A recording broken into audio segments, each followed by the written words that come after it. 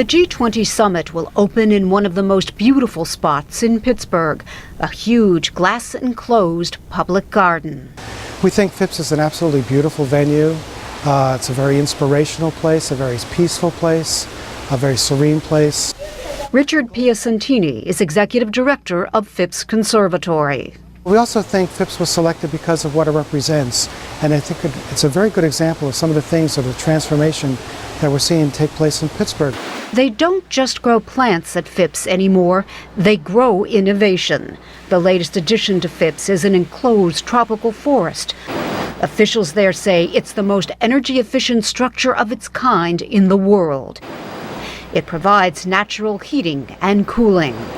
600 meters of pipe buried 5 meters underground, and now when the hot air goes out through the roof of this conservatory, it pulls replacement air through the tunnels, and the ground cools the air before it gets into the space, and it's like getting free air conditioning.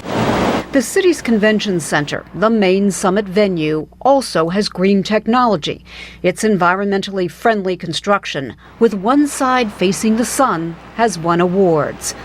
All this in a city that was once a major contributor to global warming. Longtime residents, like Joseph Sabino Mystic, say for years you could see the sky only when the steelworkers were on strike. I remember during the 1959 strike, I was 10 years old at the time, and I walked out onto the porch one day and I started shouting for my grandmother to come out. When she got out, she said, "What's wrong?" I said, "The sky's blue."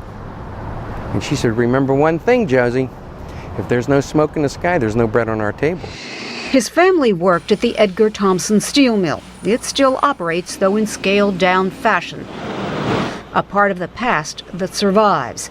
Down the highway from the plant, you run into the future.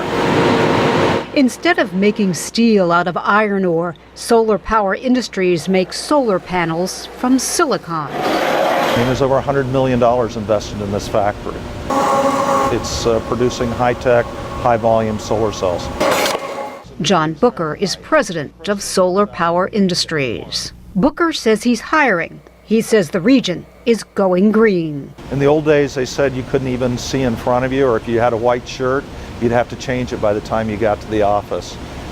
Nowadays, it's very clean, and I think that the new technologies are renewables and new types of technologies are what's driving the business here and keeping it alive.